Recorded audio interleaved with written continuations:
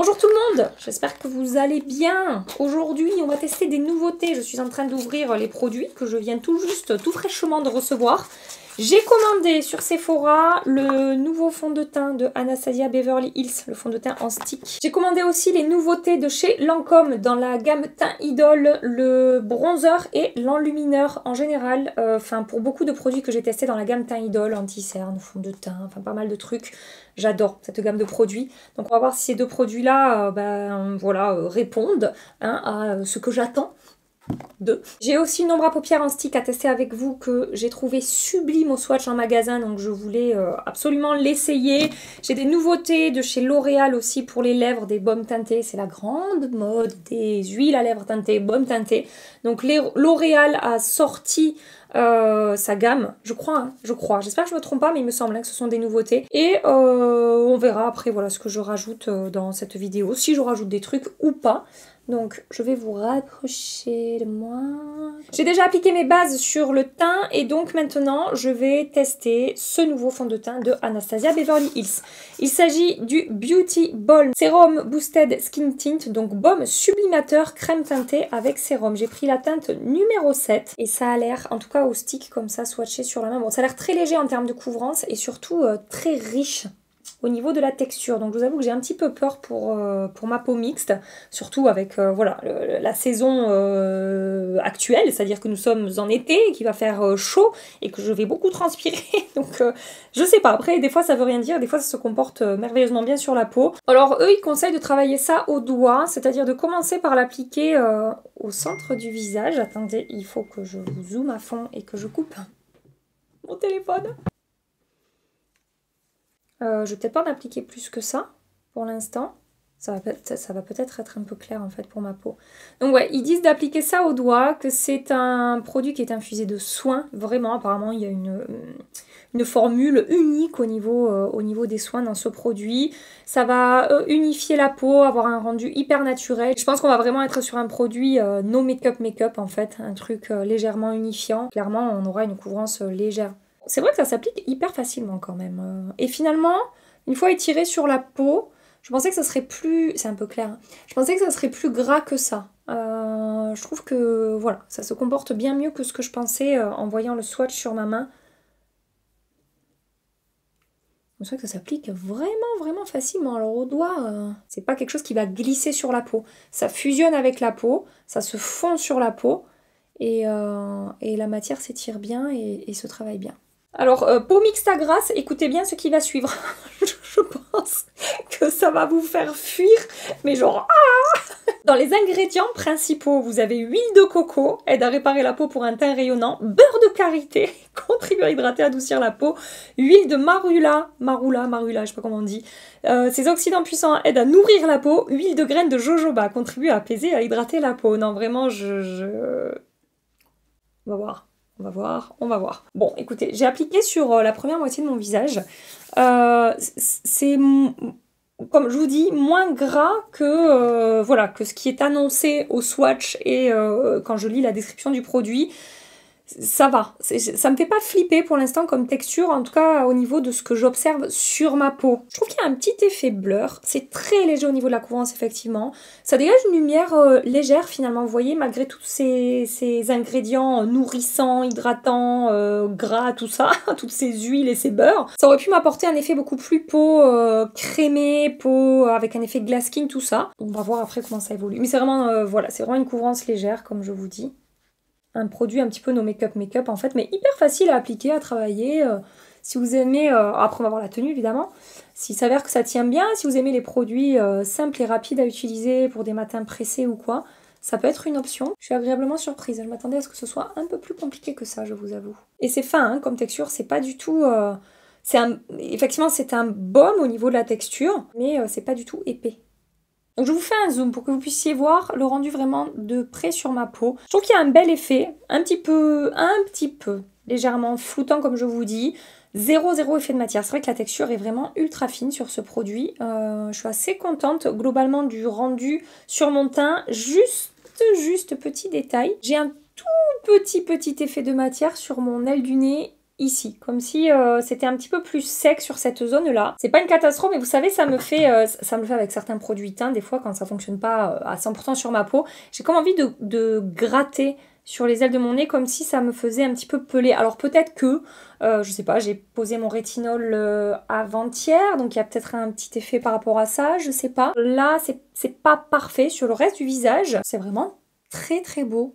Faudrait peut-être que je fasse la prochaine fois que je le testerai, je ferai un gommage sur les ailes du nez pour voir si ça rend mieux. Je pose mon anti-cerne, je poudre et je reviens avec vous pour la suite des produits à tester. Une fois poudré, même constat. Là, c'est un tout petit peu marqué sur mes ailes du nez. Et sur le reste de mon visage, zéro effet de texture et de matière. Il y a un effet 100% seconde peau là. Pour le coup, c'est très très naturel au niveau de la texture. Un poil clair la teinte quand même. Ça m'a un peu rendu fatiguée là. Mais je suis même pas sûre d'arriver à réchauffer mon teint parce que j'ai pris une teinte quand même un peu claire pour moi. J'ai pris la teinte 1 du nouveau bronzer de chez Lancôme. Donc il s'agit du teint Idol Ultra Wear CE Skin Transforming Bronzer. Et donc j'ai pris la teinte la plus claire. On va voir la texture, on va voir comment est-ce que ça se comporte. Je vous ai fait le swatch ici, vous voyez c'est vraiment froid. Là on va vraiment être sur une teinte qui va sculpter je pense plus que réchauffer. Bon après des fois ça se révèle de manière un petit peu plus chaude sur le teint. On va voir. Pinceau numéro 05 de Refer. C'est une texture poudre. Hein. Là, clairement, c'est pas entre la crème et la poudre ou quoi. C'est voilà, ça fait même un petit peu, ça se décroche un petit peu même quand je trempe le pinceau dans le produit. Donc, ils nous disent, au niveau des promesses, que c'est un produit poudre de soleil effet bonne mine, 24 heures infusé en sérum. Laisse la peau lumineuse. Moi, j'ai l'impression que c'est mat hein, au swatch. Wow, semi-mat, je dirais, au swatch. Ouais, c'est vraiment une teinte grise là que j'ai. Vous voyez, c'est vraiment une teinte qui va sculpter. Ça va pas forcément réchauffer. Mais bon, c'est pas grave, du coup je vais vraiment l'appliquer comme ça là, sous ma pommette. Bon, clairement, je pense qu'il m'aurait fallu la teinte numéro 2. Hein. Je me répète, mais je vous le dis, si vous êtes intéressé par ce produit et que vous avez la même carnation que moi, à moins que vous recherchiez vraiment un produit léger et sculptant, pourquoi pas. Ou si vous avez la peau bien plus claire que moi, ça pourrait être une teinte qui vous convient. Mais moi, j'aime pas ce genre de teinte trop grise sur mon teint. Il faudra que, ouais, je pense que dans une prochaine commande, je glisserai la teinte 2 pour voir. Je vais juste quand même voir la texture, ce que ça donne, le rendu sur ma peau. Ah bah finalement, dans les promesses, ils disent Infini mat naturel, ça je suis d'accord. Texture hybride, application en poudre qui fusionne avec la peau pour un confort et une tenue 24 heures. Infusé d'ingrédients, soins. Ok, bon. Moi qui voulais réchauffer mon teint.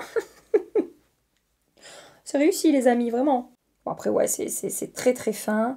Il y a zéro épaisseur et pourtant j'ai mis beaucoup de produits parce que j'essaie d'intensifier et que vu que la teinte est trop claire pour moi, bon ben ça s'intensifie pas beaucoup. Donc ça veut dire que la texture se comporte bien. Vu toutes les couches que j'ai mises et que je suis encore en train de mettre, je vous garantis qu'on a une belle texture. Ça me ferait presque un petit peu penser au bronzer Yves Saint Laurent, vous savez, au niveau de la texture, poudre mais très fine avec un effet un petit peu floutant.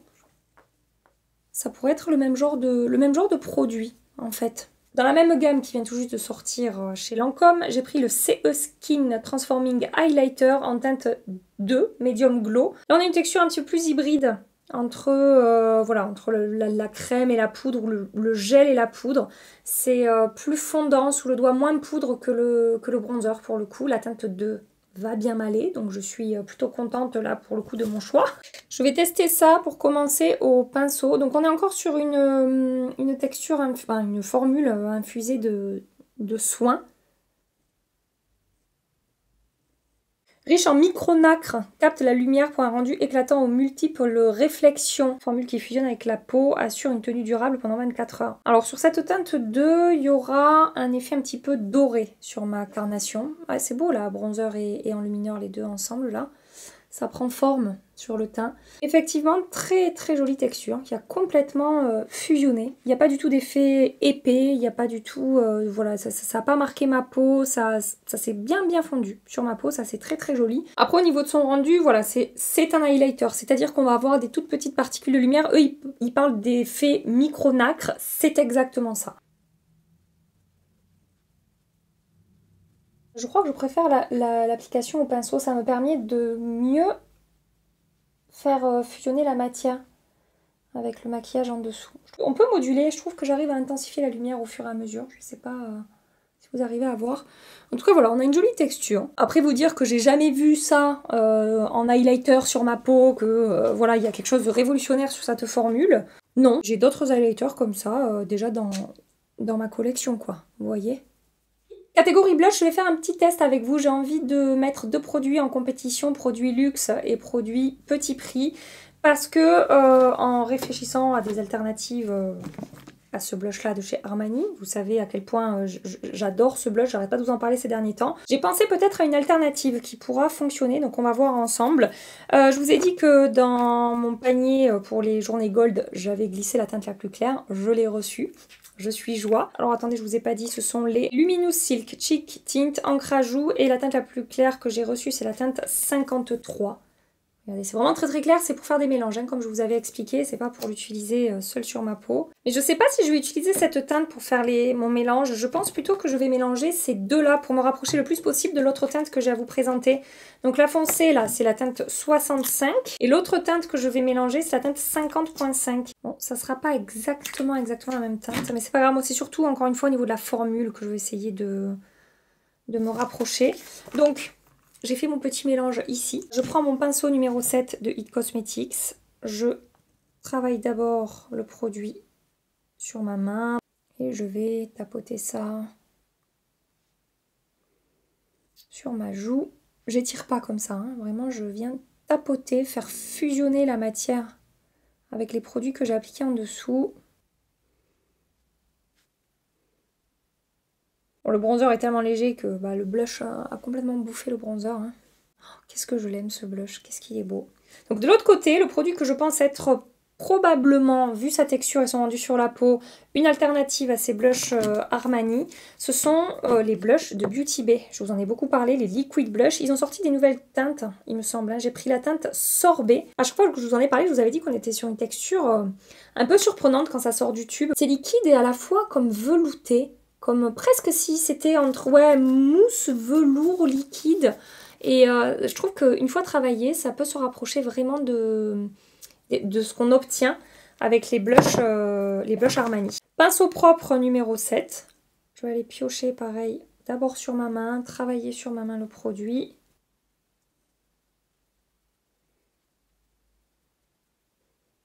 Et puis vous pouvez faire pareil avec les blushs Beauty Bay, hein. J'ai plusieurs teintes, vous pouvez très bien les mélanger pour customiser une teinte qui vous conviendra. J'en ai plusieurs moi de ces blushs, ils ont tous la même texture, hein. C'est vraiment très... comment dire, la texture, la qualité, je veux dire, ne varie pas selon les teintes. Vous aurez à chaque fois ce rendu, comme je vous ai dit, entre velours ou liquide mousse, avec un effet du coup hyper fin. Et presque un petit peu floutant sur la peau. Une fois étiré au swatch sur ma main, j'ai l'impression quand même que le Beauty Bay a un effet un peu plus glowy. Le Armani sera un petit peu plus semi-mat. C'est pas que c'est un blush vraiment lumineux, le Beauty Bay, mais il va, je pense, apporter un petit peu plus d'éclat que le blush Armani. Ce sera peut-être la plus grosse différence entre ces deux produits. Mais après, au niveau de, je vous dis, de sa texture qui se transforme comme ça sur la peau, celui-là, je trouve que le Beauty Bay, franchement... on est sur le même genre de... voilà, on est sur le même genre de produit, quoi. Vraiment, je ressemble à rien, là. Ça va s'arranger, vous inquiétez pas, ça, je vais régler le problème de Bozo le clown. Le produit suivant que je vais tester avec vous, ça n'est pas une nouveauté, mais j'ai eu un... je sais pas, j'ai flashé sur ce produit quand je l'ai swatché en magasin. C'est une ombre à paupières de Laura Mercier. Il s'agit du Caviar Stick Eye Color et elle a sorti... enfin, ça existait déjà les Caviar Stick avec un packaging noir, il me semble, j'en ai quelques-uns. Et elle a sorti il y a quelques temps de ça une gamme dans des packagings dorés comme ça. J'ai pris la teinte Kiss from a Rose. C'est un rose lumineux avec des petites nacres à l'intérieur, un petit effet légèrement scintillant. Et les petites particules de lumière ont un effet un tout petit peu bleuté, mais aussi un petit peu argenté. J'ai eu envie d'essayer. Voilà, vous savez que j'adore ce genre de produit, moi... appliquer sur les yeux comme ça, ces ombres à paupières stick, enfin ces ombres à paupières qui se suffisent à elles-mêmes en fait. Il y avait une teinte champagne aussi qui était très très belle. Je dépose d'abord ça dans mon creux l'effet scintillant se révèle là, au fur et à mesure où je travaille le produit. On a des toutes petites paillettes. C'est pas du tout grossier, quoi. On n'est pas sur de la grosse paillette. Je ferme l'angle ici. Pareil, je vais travailler un petit peu au pinceau d'abord. C'est juste pour estomper les bords de mon maquillage, en fait, pour faire la forme. Et donc ensuite, je vais remplir directement avec le stick. La texture est vraiment crémeuse, ça fond, mais pas trop. C'est pas ce genre de texture, vous savez, on a pas mal d'ombres à paupières qui sont sorties ces derniers temps, avec des textures presque gel, qui sont très fondantes et qui vont un petit peu s'écraser sur la peau si on appuie trop. Là, c'est vraiment une texture crème stick classique. Ça s'est appliqué vraiment très très bien et de manière très uniforme. Bon, après, ça reste, comment dire, ça reste une teinte assez discrète, on va dire. C'est pas un truc multi-reflet avec des paillettes dans tous les sens, avec des effets multichromes, etc. Bon, en même temps, voilà, c'est du Laura Mercier. Hein. Ça me paraît normal de trouver ce genre de teinte. Hyper élégante, assez chic, mais assez classique aussi. Mais classique avec un petit truc en plus quand même. Il y a un effet un petit peu mouillé, vous voyez, sur ma paupière. Et un effet avec ces petites paillettes là qui sont très jolies, très subtiles. Et qui vraiment apportent une belle lumière en fait sur la paupière. Ça s'est super bien passé. C'est uniforme, c'est très joli, c'est fin, c'est pas sec. J'ai pas eu... ça s'est pas figé trop vite. Et après, j'ai fait des swatchs tout à l'heure et j'arrive pas à les enlever. Hein. Les swatchs après, j'ai l'impression que c'est vraiment... Bon, il était pas sec mon swatch, mais j'en ai swatché tout à l'heure avant de commencer la vidéo.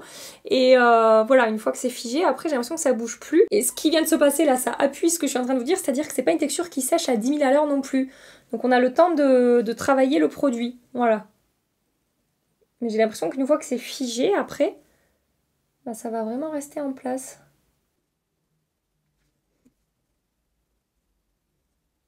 Vraiment le genre de produit simple, rapide, efficace, élégant, chic, discret mais pas trop, lumineux mais pas trop, scintillant pailleté mais pas trop.